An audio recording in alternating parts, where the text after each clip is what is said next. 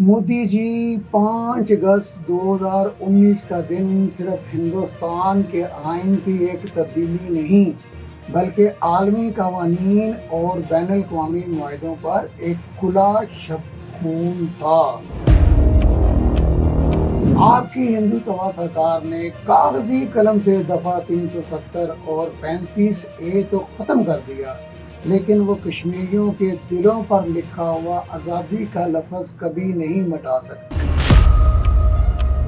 آپ آئین کا کاغذ پھاڑ سکتے ہیں اور جغرافیائی حدود کا نعرہ لگا سکتے ہیں، مگر 9 لاکھ مسلح فوج کے ذریعے کسی قوم کے نظریے کو تسخیر نہیں کر سکتے۔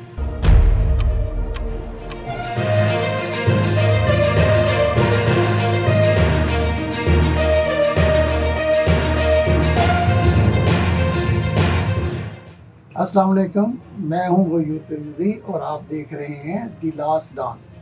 ناظرین، دفعہ 35A کا خاتمہ کسی انتظامی اصلاح کا نام نہیں بلکہ کشمیر کو اسرائیل کی طرز پر مقبوضہ وادی میں بدلنے کی ایک گہری سازش ہے۔ ہندوستان کا اصل مقصد باہر سے لوگوں کو لا کر آباد کرنا اور کشمیریوں کو ان کی اپنی ہی سرزمین پر اقلیت بنانا ہے۔ زمینوں پر قبضہ کر کے نقشے تو بدل سکتے ہیں، لیکن کشمیریوں کو ان کے اپنے گھروں میں بیگانہ بنانے کا یہ خواب کبھی بھی پورا نہیں ہو سکتا۔ جو خطہ اقوام متحدہ کی ڈیسک پر متنازع علاقے کے طور پہ درج ہو، اسے دلی کی پارلیمنٹ صدارتی حکم نامے سے اپنا حصہ نہیں بنا سکتی۔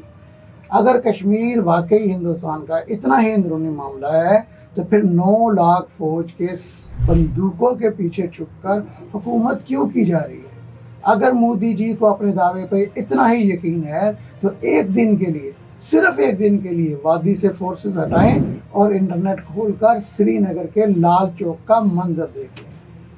ہندوستانی میڈیا دنیا کو یہ جھوٹا تاثر دیتا ہے کہ دفعہ 370 کے خاتمے سے کشمیر میں معاشی ترقی اور خوشحالی آئی ہے، کیونکہ ترقی اور امن کبھی بندوق کے سائے، کرفیو کی پابندیوں اور معصوم نوجوانوں کو جیلوں میں قید کر کے نہیں آیا کرتی۔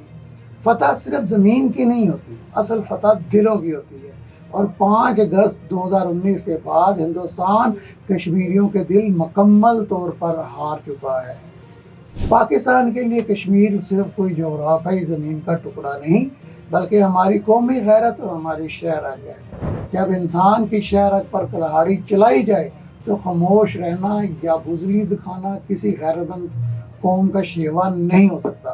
نوٹ کر لیں کہ 5 اگست کے غاصبانہ قبضے کے بعد اب انڈیا سے بات چیت ہوگی، وہ صرف ایک ہی نقطے پر ہوگی، اور وہ ہے مقبوضہ وادی سے انڈین فوج کا مکمل انخلا۔ آج تمام پاکستانیوں کا پیغام بالکل واضح ہے کہ 5 اگست کے اس کالے قانون کو پاکستان کا بچہ مسترد کرتا ہے۔ تاریخ گواہ ہے مودی جی کہ جب کوئی قوم آزادی کو اپنا ایمان بنا لے تو دنیا کی کوئی طاقت اسے دائمی طور پر غلام نہیں رکھ سکتی۔